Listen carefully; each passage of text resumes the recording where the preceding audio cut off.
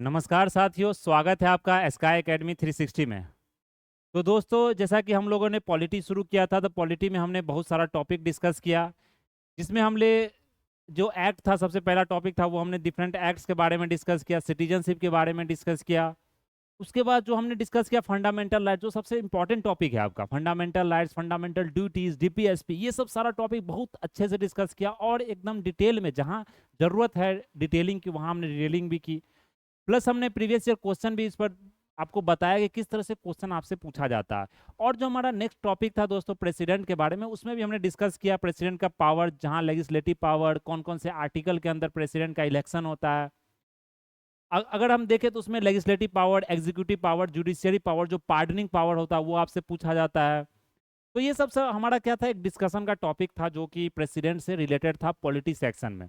तो जीएस का जो पॉलिटी दोस्तों जो सब्जेक्ट है, आप जानते हैं बहुत इंपॉर्टेंट सब्जेक्ट है, जो कि बीपीएससी और सारे एग्जाम्स में आपके लिए एक महत्वपूर्ण भूमिका निभाती है। मतलब वहाँ पर एक समझ लीजिए एक इंपॉर्टेंस दिया जाता है किसी भी अगर एग्जाम की बात करें। अगर बीपीएससी खतरबी की बात करें तो पॉलिटी से बहुत सारा क्वेश्चन पूछा जाता है। तो जो हमारा आज का नेक्स्ट टॉपिक है वो है वाइस प्रेसिडेंट। तो यहाँ आप जानते हैं जो वाइस प्रेसिडेंट है आज के समय में आजकल बहुत ज़्यादा न्यूज़ में है। जब हम अभी लेक्चर कर रहे हैं तो अभी वाइस प्रेसिडेंट का पोस्ट खाली है। जब लेक्चर हम रिकॉर्ड कर रहे हैं, अभी जो आपके सामने लेक्चर हो रहा है, तो इसमें अभी वाइस प्रेसिडेंट का पोस्ट खाली है। जो हमारे ऑनरेबल वाइस प्रेसिडेंट थे, जिनका नाम क्या था, जगदीप धांकर जी, जो कि आपको 14th वाइस प्रेसिडेंट थे, ये याद रखना नंबर आपको 14th वाइस प्रेसिडेंट। अभी इन्होंने डिजाइन दिया है कुछ कारणों की वजह से, इन्होंने हेल्थ रीजन बताया है कि ये मतलब स्वास्थ्य के कारण इन्होंने मतलब रिजाइन दिया है। तो हम लोग यहाँ बात करेंगे दोस्तों, क्योंकि न्यूज में है तो आपसे पूछा जाता है एग्जाम में, मल्टीपल चॉइस क्वेश्चन में इनसे रिलेटेड आपको पूछा जाएगा रेजिग्नेशन कौन से आर्टिकल में आता है, रिमूवल कौन से आर्टिकल में आता है, इनका इलेक्शन कौन से आर्टिकल में आता है, कौन कौन से इलेक्टोरल कॉलेज, जैसे मैं प्रेसिडेंट में देखा वो सारा प्रोसेस हम लोग इसमें देखेंगे। तो ये आपके लिए इंपॉर्टेंट है, इसको आप अच्छे से यहाँ पर पढ़ें, समझे, और आप क्वेश्चन को कभी गलत नहीं करेंगे जब ये टॉपिक आप कंप्लीट कर लेंगे। तो ये मैं आपको एश्योर कर देता हूँ। तो सबसे पहले अगर वाइस प्रेसिडेंट की हम लोग बात करें, तो यहाँ पर अगर हम क्वालिफिकेशन या मतलब सबसे पहले जो किस आर्टिकल में से इनको चुना जाता है, तो सबसे पहले देखिए वाइस प्रेसिडेंट इनडायरेक्टली इलेक्टेड। हमने प्रेसिडेंट के बारे में बात किया था, तो कुछ कंपैरिजन में हम लोग यहाँ बात करेंगे, जिससे क्या होगा कि आपको याद करने में मदद मिलेगी। तो इनडायरेक्टली इनको इलेक्ट किया जाता है। इनडायरेक्टली मीन्स क्या हो गया कि हम लोग डायरेक्ट जाके वोटिंग नहीं करते। आपने कभी प्रेसिडेंट इलेक्शन में वोटिंग नहीं किया होगा, आप एक आम इंसान है, आप वोटर हैं, तो आपने इलेक्शन भी अगर किया भी होगा, मतलब कि वोटिंग, तो वो चीफ मिनिस्टर का इलेक्शन हो गया, प्राइम मिनिस्टर का इलेक्शन हो गया, लोकसभा का इलेक्शन हो गया, ये में वोटिंग करते हैं। लेकिन जो वाइस प्रेसिडेंट या प्रेसिडेंट का इलेक्शन होता है उसमें इनडायरेक्टली इलेक्ट किया। इनडायरेक्टली मीन्स क्या हो गया, आप जो रिप्रेजेंटेटिव को इलेक्ट करते हैं लोकसभा में, राज्यसभा में, आप जो रिप्रेजेंटेटिव को इलेक्ट करते हैं स्टेट लेजिस्लेचर में, जो स्टेट असेंबली होता है, स्टेट लेजिस्लेटिव असेंबली, तो वहां पर जो रिप्रेजेंटेटिव है जिसको आप इलेक्ट करते हैं, वो जाकर क्या करते हैं, प्रेसिडेंट को, वाइस प्रेसिडेंट को इलेक्ट करते हैं। तो ये चीज इसी को बोला था इनडायरेक्ट इलेक्शन। और ये कौन सा मेथड से होता है, ये होता है single transferable vote vote method, जो होता है सिस्टम होता है, उससे होता है। फिर स्टेट लेजिस्लेचर की बात करें, do not take part in the election of vice president. तो हमने प्रेसिडेंट में क्या देखा था कि उसके जो इलेक्टोरल कॉलेज होता है, प्रेसिडेंट में इलेक्टोरल कॉलेज में क्या हो गया कि जो जो इलेक्शन में आपको भाग लेते हैं, इलेक्शन में पार्टिसिपेट करते हैं, तो उसमें हमने देखा था एमपीज के बारे में, वो भी इलेक्टेड, जो भी मतलब मेंबर ऑफ पार्लियामेंट्स है, चाहे वो लोकसभा के मेंबर हो, राज्यसभा के, लेकिन वो इलेक्टेड हो, नॉमिनेटेड नहीं हो। प्लस हमने देखा था स्टेट लेजिस्लेचर के इलेक्टेड मेंबर। प्लस हमने देखा था जो स्टेट लेजिस्लेचर, आपको अब जानते हैं कुछ कुछ यूनियन टेरिटरीज को भी दिया गया, जैसे दिल्ली हो गया, पुडुचेरी हो गया, तो वहां के भी जो इलेक्टेड मेंबर्स हैं उनको भी पावर दिया गया है, उनको भी इलेक्शन करने का मौका दिया जाता है। लेकिन अगर वाइस प्रेसिडेंट की बात करें, इसमें स्टेट लेजिस्लेचर का जो हमारा विधानसभा था, वहां पर किसी तरह का उन लोगों का पार्टिसिपेशन नहीं होता है। इसमें जो पार्टिसिपेट करते हैं वो लोकसभा और राज्यसभा के मेंबर होते हैं। ये चीज आपको ध्यान रखना है यहाँ पर। तो इसमें एक और डिफरेंस यहाँ पर किया जाता है, इलेक्टेड और नॉमिनेटेड दोनों मेंबर को। हमने प्रेसिडेंट में देखा सिर्फ इलेक्टेड मेंबर को, यहाँ लेकिन इलेक्टेड नॉमिनेटेड दोनों मेंबर्स को आपको इलेक्ट करने का मौका दिया जाता है इनडायरेक्टली। हम लोग तो इनडायरेक्टली इलेक्ट करते हैं, लेकिन ये लोग डायरेक्ट यहाँ से इलेक्ट करते हैं। तो ये आपको ध्यान रखना, ऑल डिस्प्यूट, जितना भी डिस्प्यूट होता है किसी भी इलेक्शंस को लेकर, वाइस प्रेसिडेंट का, प्रेसिडेंट के लोग, वो डिस्प्यूट किसके द्वारा सुलझाया जाता है, वो सुप्रीम कोर्ट के द्वारा सुलझाया जाता है, और सुप्रीम कोर्ट का जो फाइनल डिसीजन होता है उसी के साथ आपको चला जाता है। तो ये चीज आपको ध्यान रखना। अगर आप लोकसभा, अगर आप असेंबली की बात करें, स्टेट असेंबली की बात करें, तो उसमें जो कुछ डिस्प्यूट होता है तो वो आपको हाई कोर्ट में मेनली आपको डिस्प्यूट सुना जाता है। In case of member of the legislature is elected as a vice president, अगर वाइस प्रेसिडेंट अगर इलेक्ट हुए कोई भी मेंबर जो पहले से लेजिस्लेचर के मेंबर है, जैसे स्टेट लेजिस्लेचर हो गया, या आप बोल सकते हैं मतलब जो पार्लियामेंट के मेंबर है, तो उनको वो सीट वैकेट करना पड़ेगा पहले, तभी जाकर वो मतलब क्या बोल सकते हैं, वो प्रेसिडेंट का सीट आपको ले सकते हैं, मतलब प्रेसिडेंट के लिए वो इलेक्ट हो सकते हैं। तो ये चीज आपको यहाँ पर ध्यान रखना, ये वाइस प्रेसिडेंट का मेनली इलेक्शन प्रोसेस है। फिर अगर देखें आर्टिकल्स की अगर हम बात करें दोस्तों, तो आर्टिकल जैसे क्वालिफिकेशन की बात, क्वालिफिकेशन में क्या आ जाता है कि आर्टिकल 66 क्लॉज 3 में दिया गया है कि क्या क्या क्वालिफिकेशन होना चाहिए, जिस जो मतलब जैसे आपको भी अगर वाइस प्रेसिडेंट का इलेक्शन आपको लड़ना है, तो आपके लिए कुछ क्वालिफिकेशन, जैसे आप एग्जाम भी देते हैं तो कुछ क्वालिफिकेशन आपसे पूछा जाता है ना, कि आपने ग्रेजुएशन पास किया है, आपने इस कोर्स को कंप्लीट किया है, अगर टेक्निकल डिग्री मांग रहा है तो आपको वो टेक्निकल डिग्री का उसमें मांग रखा जाएगा। तो ये सब क्वालिफिकेशन होता है हमारे स्टूडेंट्स के लिए जो हम लोग फॉर्म भरते हैं। उसी तरह से आप इलेक्शन लड़े तो आपके लिए भी कुछ क्वालिफिकेशन कॉन्स्टिट्यूशन द्वारा, संविधान द्वारा रखा गया। तो उसका क्वालिफिकेशन की बात करें यहाँ पर, तो सिटीजन ऑफ इंडिया होने चाहिए, भारत के नागरिक होने चाहिए, इन्होंने 35 साल कंप्लीट कर चुका है एज। अगर हम देखें, आपको इस तरह से याद करना है एज, आप जानते हैं कि क्या होता है, 25 साल लोकसभा के लिए होता है, 30 साल राज्यसभा के लिए होता है, और 35 साल आपको याद रखना प्रेसिडेंट और वाइस प्रेसिडेंट के लिए होता है। तो ये कभी आपने भूले, क्रोनोलॉजिकल ऑर्डर में इसको याद कर लीजिए। फिर अगर देखें तो ये जो क्वालिफाइड है election as a member of Rajya Sabha में, जो इलेक्शन का जो प्रोसेस होता है उसके लिए क्वालिफाइड है, जैसे हमने प्रेसिडेंट में लोकसभा देखा यहाँ पर। और कोई अलग ऑफिस ऑफ प्रॉफिट, मतलब जो कोई भी गवर्नमेंट का ऑफिस ये पहले से होल्ड नहीं किए हैं, तब ये जाकर ये वाइस प्रेसिडेंट का इलेक्शन आपको लड़ सकते हैं। तो ये क्वालिफिकेशन का पूरा आपको प्रोसेस है जो आपको यहाँ पर ध्यान रखना, जो कि आर्टिकल अनुच्छेद आपको 66 अनुच्छेद मतलब आर्टिकल 66 क्लॉज 3 में आपको यह बताया गया। फिर ओथ होता है दोस्तों, हमने देखा था प्रेसिडेंट में, हम लोग यहाँ पर चर्चा वाइस प्रेसिडेंट कर रहे हैं, लेकिन आपको प्रेसिडेंट भी बता रहे हैं बार बार, इससे क्या होगा कि आपको रिवाइज भी हो जाएगा, कंपैरिजन में चीजें जल्दी याद होती है, अगर कंपेयर करते हैं दो चीजों को तो जल्दी याद होता है। जैसे प्रेसिडेंट हमने क्या देखा था वहां पर, कि जो ओथ दिया जाता है वो चीफ जस्टिस ऑफ इंडिया होते हैं, जो आप जानते हैं, उनके सामने ओथ लिया जाता है। ओथ मीन्स क्या, शपथ जिसको बोला जाता है। और अगर चीफ जस्टिस प्रेसिडेंट ने तो सीनियर मोस्ट जज हैं जो सुप्रीम कोर्ट के, उनके सामने ओथ लिया जाता है, शपथ लिया जाता है। उसी तरह से क्या होता है वाइस प्रेसिडेंट में, जो आर्टिकल 69 में, कौन से आर्टिकल में, आर्टिकल 69 में ओथ लिया जाता है ऑफिस ऑफ वाइस प्रेसिडेंट का, जो कि प्रेसिडेंट द्वारा एडमिनिस्ट्रेट किया जाता है, या कोई भी पर्सन अगर प्रेसिडेंट द्वारा अपॉइंट किया गया तो वो पर्सन आपको ओथ दिलवा सकते हैं, शपथ दिलवा सकते हैं किनको, वाइस प्रेसिडेंट को। तो ये चीज आपको ध्यान रखना जो कि आर्टिकल 69 में कवर किया गया। फिर अगर आर्टिकल 67 की बात करें तो टर्म ऑफ ऑफिस इनका क्या होना चाहिए, कितने देर तक ये ऑफिस में रहेंगे, टेन्योर इनका क्या होगा। तो ये 5 साल तक इनको ऑफिस होल्ड करना है।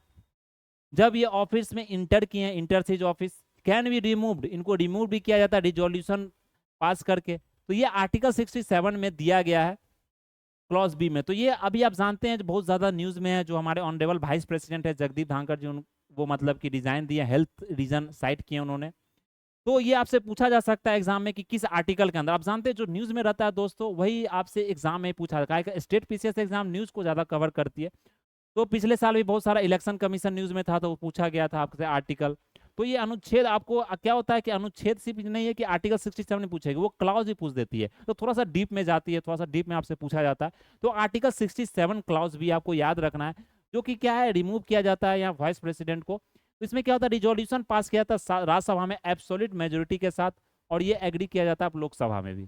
तो ये चीज आपको यहाँ पर ध्यान रखना, एब्सोल्यूट मेजोरिटी क्या, मेजोरिटी का बहुत सारा प्रोसेस होता है, special majority 1 2 3, absolute majority, simple majority, वो लोग आगे हम लोग जो मेजोरिटी की क्लास करेंगे वहां पर हम लोग डिस्कस करेंगे।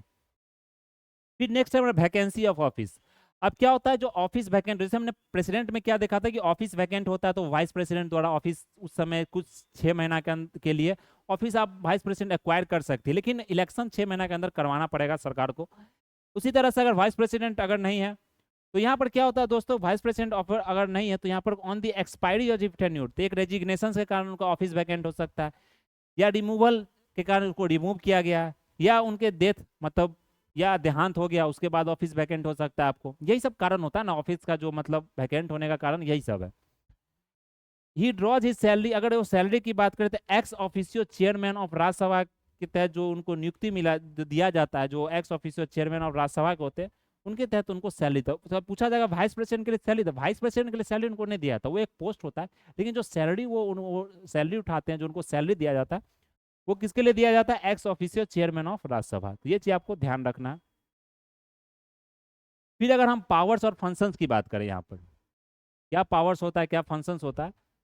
तो ये हमने देखा एक्स ऑफिशियो चेयरमैन राज्यसभा के वो उनको माना जाता है। In this capacity his powers और फंक्शंस क्या होता है, सिमिलर टू द स्पीकर। जैसे स्पीकर ऑफ द लोकसभा की बात अगर करें तो स्पीकर का जो फंक्शन होता है, आप पूरा जो मतलब बॉडी, पूरा जो लोकसभा का जो पूरा जो कितना भी मतलब जो काम काज होता है वो पूरा स्पीकर द्वारा डिसाइड किया जाता है। उसी तरह से राज्यसभा का पूरा जो मतलब एक मॉनिटर के रूप में आप बोल सकते हैं। तो वही सारा फंक्शन आपको क्या वाइस जो प्रेसिडेंट है एक्स ऑफिसियो जिनको चेयरमैन बोला था राज्यसभा का, उनका भी यह पूरा काम होता है। He acts as a president, जब प्रेसिडेंट का वैकेंसी खाली होता है उस समय किसी कारण वजह से रेजिग्नेशन, रिमूवल या डेथ, अगर हेल्थ रीजन हो गया, तो उसमें ये पोस्ट को क्या कर सकते हैं, फिल कर सकते हैं। उतने समय तक इनको संभालना पड़ेगा प्रेसिडेंट का जो पोस्ट है। लेकिन वो भी मैक्सिमम पीरियड 6 महीना, उससे ज्यादा नहीं। मतलब 6 महीना के अंदर गवर्नमेंट को इलेक्शन करवाना पड़ेगा, चाहे जैसे भी हो इलेक्शन आपको करवाना पड़ेगा। If the office of both the president और वाइस प्रेसिडेंट वैकेंट हो जाता है तो फिर क्या, जो चीफ जस्टिस ऑफ जो इंडिया है, जो चीफ जस्टिस ऑफ इंडिया है, उनके द्वारा वो ऑफिस को आपको क्या किया जाता है, मतलब फिल किया जाता है, ऑफिस उनके द्वारा चलाया जाता है। या अगर वो भी मतलब एब्सेंस है, क्या होता है कि कभी कभी एग्जाम पूछ दिया गया वाइस प्रेसिडेंट भी एब्सेंस हो गए, वो भी छुट्टी पर चले गए, या चीफ जस्टिस ऑफ इंडिया भी छुट्टी पर चले गए, तो उनके बाद ऑफिस कौन एक्वायर करेगा, तो ऑफिस किसके द्वारा यहाँ लिया जाएगा, वो लिया जाएगा आपको सुप्रीम कोर्ट, जो सीनियर मोस्ट जजेज है सुप्रीम कोर्ट के, उनके द्वारा एक्वायर किया जाएगा। और ये हुआ है दोस्तों, ये हिस्ट्री में हुआ है। 1969 की अगर हम बात करें, 1969 की, तो वहां पर जो प्रेसिडेंट थे डॉक्टर झाकिर हुसैन, उनका मतलब बोल सकते हैं यहाँ पर देहांत हो गया था 1969 में। तो उस समय के जो वाइस प्रेसिडेंट वीवी गिरी एक समय रिजाइन किए थे, तो chief justice M A Hidayatullah ये आपको प्रेसिडेंट क्या किए थे, एक्ट किए थे। तो ये चीज आपको ध्यान रखना है। तो यहाँ पर डॉक्टर झाकिर हुसैन का देहांत हो गया था और वाइस प्रेसिडेंट वीवी गिरी भी ने रिजाइन कर दिया था। तो चीफ जस्टिस जो इंडिया के उस समय कौन थे, एम हिदायतुल्लाह, जो कि प्रेसिडेंट का रोल उन्होंने निभाया था। तो ये चीज आपको ध्यान रखना, एग्जाम में पूछा जा सकता है कि हिस्ट्री में कभी हुआ है कि नहीं हुआ है। क्या होता है कभी एग्जाम पूछा जाता है कि प्रेसिडेंट को कभी हटाया गया है कि नहीं मेजोरिटी से, तो नहीं, आज तक वो हुआ ही नहीं था। प्रोसेस टफ है, ये आप हटा नहीं सकते हैं, समझ रहे हैं ना। तो ये चीज आपको यहाँ पर ध्यान रखना है। फिर अगर देखें sitting vice president is eligible for री इलेक्शन, आप जानते हैं कि वाइस प्रेसिडेंट को आप बार बार री इलेक्ट कर सकते हैं, उनका कोई मतलब ऐसा नहीं कि एक टाइम इलेक्ट हो गए तो दूसरा टाइम नहीं होगा, इलेक्शन वो बार बार मतलब कि इनको री इलेक्ट किया जा सकता है। जैसे डॉक्टर एस राधाकृष्णन की बात करें, वो मतलब प्रेसिडेंट भी रहे हैं, जिनके मतलब कि हम बर्थ एनिवर्सरी पर क्या सेलिब्रेट करते हैं, टीचर्स डे आपको सर्वपल्ली राधाकृष्णन के नाम पर सेलिब्रेट करते हैं, आप सभी जानते हैं 5 सितंबर को। ये वाइस प्रेसिडेंट इनको इलेक्ट किया गया था India for a second term in 1957। तो ये वाइस प्रेसिडेंट रहे हैं 2 बार, प्लस इन्होंने प्रेसिडेंट भी, सेकंड प्रेसिडेंट अगर बात करें तो वो सर्वपल्ली राधाकृष्णन ही रहे थे। ये चीज आपको यहाँ पर ध्यान रखना। फिर अगर नॉर्मल फंक्शन देखे वाइस प्रेसिडेंट का, यहाँ पर क्या होता है, एक्स ऑफिसर चेयरमैन हमने देख लिया। वाइस प्रेसिडेंट जब प्रेसिडेंट के एक्ट करते हैं तो वो उनको पूरा जो मतलब इमोलूमेंट, चाहे सैलरी हो, चाहे वो उनको ओथ लेना हो, ये सारा चीज उनको प्रेसिडेंट की तरह एक्ट करना पड़ता है, राष्ट्रपति की तरह। फिर जो डिटर्मिनेशन होता है डाउट्स और डिस्प्यूट्स का, वो हमने देखा वाइस प्रेसिडेंट का, ये आर्टिकल 71 में दिया गया है। अगर अगर कोई भी डिस्प्यूट होता है इलेक्शंस को लेकर, जुरिडिक्शन को लेकर, जो कहाँ पर कितना जुरिडिक्शन है, तो वो सुप्रीम कोर्ट द्वारा तय किया जाता है। ये आपको यहाँ पर ध्यान रखना है। तो ये इसमें दिया गया है जो आपको यहाँ पर याद रखना है। तो ये हमारा क्या था प्रेसिडेंट के बारे में। नेक्स्ट अगर यहाँ पर देखें तो prime minister and union council of ministers, तो ये भी एक इंपॉर्टेंट बॉडी ऑफ इंपॉर्टेंट मतलब आप जानते हैं। तो यहाँ पर भी क्या करना, आपको आर्टिकल्स याद रखना है, क्योंकि आर्टिकल्स आपको पॉलिटी में दोस्तों बहुत इंपॉर्टेंट हो जाता है, वहाँ से आपको पूछा जाता है आर्टिकल्स, खासकर जो स्टेट यूनियन एग्जीक्यूटिव होते हैं, लेजिस्लेचर होते हैं, वहाँ से। तो आप देख सकते हैं जो प्राइम मिनिस्टर अभी जानते हैं, आपको 17वीं 18वीं लोकसभा आपका जो बना है आपको, तो कितने काउंसिल्स ऑफ मिनिस्टर्स हैं, किनको इलेक्ट किया गया है, तो ये सब सारा चीज़ आपके लिए इंपॉर्टेंट होता है जो एग्जाम में आपको पूछा जाता है। तो अगर हम यहाँ प्राइम मिनिस्टर की बात करें तो इनको हेड ऑफ द गवर्नमेंट बोला जाता है। क्या बोला जाता है, इनको हेड ऑफ द गवर्नमेंट बोला जाता है। प्रेसिडेंट को हेड ऑफ द स्टेट बोला जाता है, ये चीज ध्यान रखना है। Of the Republic of India, article 75 में बताया जाता है कि प्राइम मिनिस्टर को अपॉइंट किया जाएगा किनके द्वारा, प्रेसिडेंट के द्वारा। तो राष्ट्रपति के द्वारा इनको अपॉइंट किया जाएगा। आर्टिकल 75 अनुच्छेद 75 में यह बात आपको बोली जाती है। ओथ और टर्म और सैलरी की बात करें तो प्राइम मिनिस्टर का सैलरी दोस्तों फिक्स नहीं होता कॉन्स्टिट्यूशन में, और जो होल्ड्स ऑफिस, जो मतलब ये होल्ड करते हैं, जितना दिन ऑफिस एक्वायर करते हैं, तो ये प्लेजर ऑफ द प्रेसिडेंट होता है। तो ये चीज आपको ध्यान रखना, गवर्नर का भी office pleasure of the president होता है, यहाँ प्राइम मिनिस्टर का भी ऑफिस क्या होता है, प्लेजर ऑफ द प्रेसिडेंट होता है। इसका मतलब ये नहीं होता है कि प्रेसिडेंट के प्लेजर पर है तो जब मन हो तब प्रेसिडेंट उनको निकाल दे, पोस्ट से हटा दे, ये नहीं हो सकता, क्योंकि जब तक आपका मेजोरिटी है पार्लियामेंट में, संसद में, तब तक आपको गवर्नमेंट निकाल नहीं सकती है। ये चीज आपको यहाँ पर ध्यान रखना है। तो जब तक इनका मेजोरिटी सपोर्ट है लोकसभा में तो इनको डिसमिस आपको नहीं किया जाता है। ये अगर कॉन्फिडेंस लूज कर देते हैं, जो नो कॉन्फिडेंस मोशन होता है, तब जाके इनको क्या करना पड़ता है, आपको रिजाइन देना पड़ता है। ये चीज आपको यहाँ पर ध्यान रखना है। फिर इनका रिलेशन क्या होता है काउंसिल ऑफ मिनिस्टर के साथ, तो ये मतलब क्या कर सकते हैं, जो पोर्टफोलियो सिस्टम होता है, जो मंत्रिपरिषद होता है, उनको ये चेंज कर सकते हैं, रीसफल कर, आप जानते हैं जो 17वीं लोकसभा था, जो 18वीं लोकसभा हुआ, तो देखते हैं मिनिस्टर को चेंज कर दिया गया। जो पहले एजुकेशन मिनिस्टर थे उनको साइंस टेक का मिनिस्टर बना दिया जाता है, कभी एग्रीकल्चर मिनिस्टर को कुछ स्टेट मिनिस्ट्री का मतलब पोर्टफोलियो दे दिया जाता है। तो ये मंत्रिपरिषद में चेंज करने का पूरा मतलब पावर किसके पास होता है, प्राइम मिनिस्टर के पास होता है। ये चीज आपको ध्यान रखना। वो मिनिस्टर को बोल सकते हैं कि तुम रिजाइन भी कर दो, वो रिजाइन भी करने के लिए बोला जा सकता है प्राइम मिनिस्टर के द्वारा डिफरेंट मिनिस्टर्स को।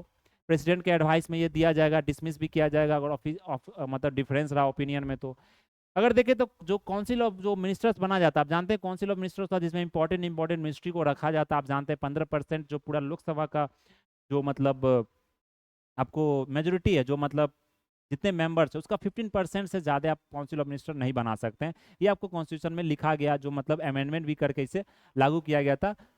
तो ये चीज़ आपको यहाँ ध्यान रखना। तो काउंसिल ऑफ मिनिस्टर को भी यहाँ पर रिजाइन करवाया जा सकता है प्रेसिडेंट से, ये मतलब प्राइम मिनिस्टर से, लेकिन वो प्रेसिडेंट के मतलब रिकमेंडेशन से ही होगा, उनके साइन से ही होगा।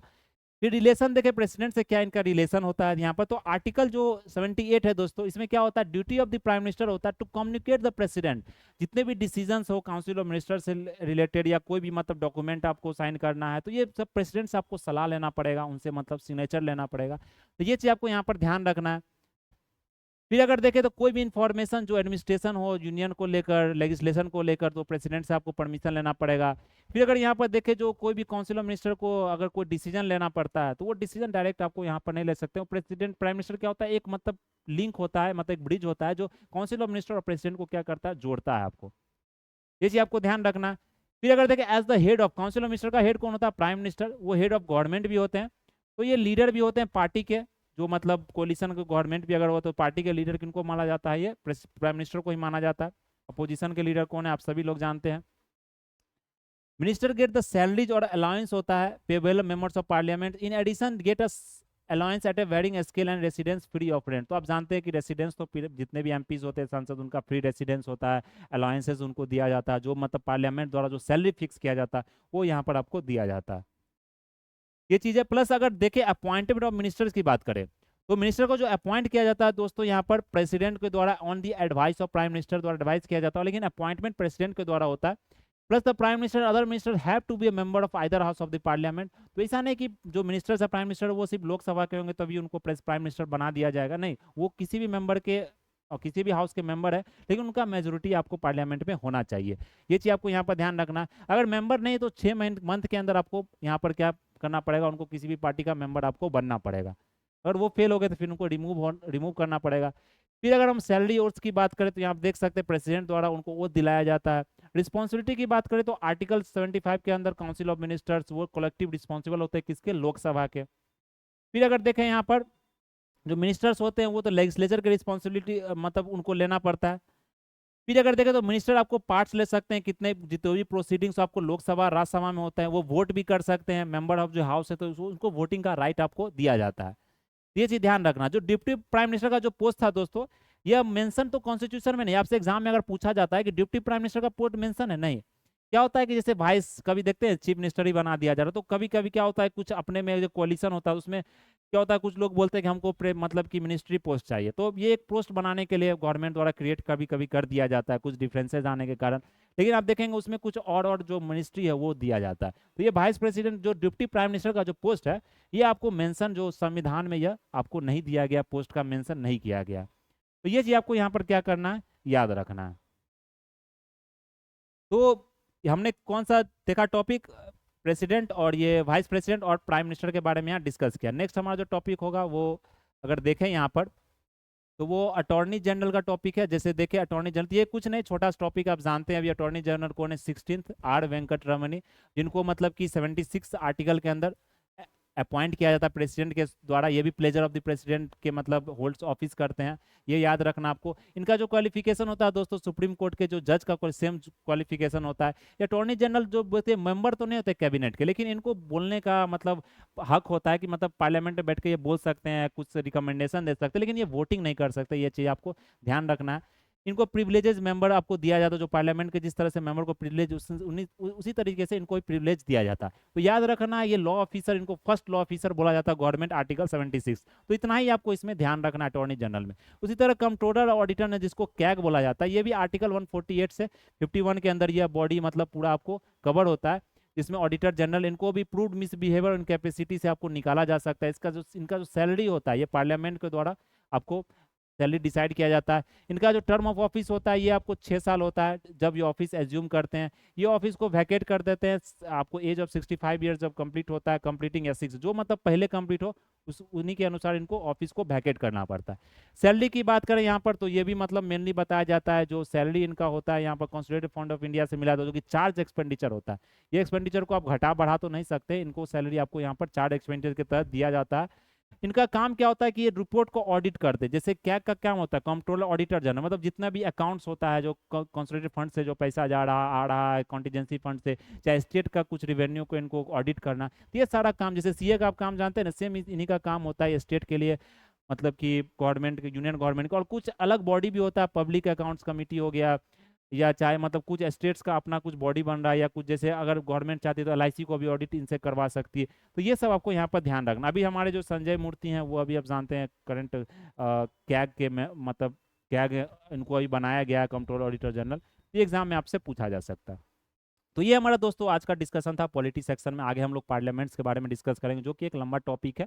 तो ये 3 बॉडी आपको यहाँ पर याद रखना, एक ही वीडियो में हमने कंप्लीट कर लिया 20 मिनट के अंदर। तो ये आपको स्काई अकेडमी 360 में मिल जाएगा, जहाँ पर सारे लेक्चर्स आपको प्रोवाइड करवाए जाते हैं हिंदी इंग्लिश मीडियम में। जो हमारा ऑफलाइन सेंटर भी है, आप वहाँ पर आए, विजिट करें, और आपको यहाँ गाइडेंस किया जाएगा, सारा लेक्चर आपको प्रोवाइड किया जाएगा, टेस्ट सीरीज दिया जाएगा। तो जुड़े हमारे साथ दोस्तों। कैसा लगा यह वीडियो आप लोग जरूर कमेंट करके बताइएगा। तो आज के लिए हम लोग इतना ही रहते हैं। That's all for today. Thank you for watching this video. जय हिंद, जय भारत एंड टेक केयर।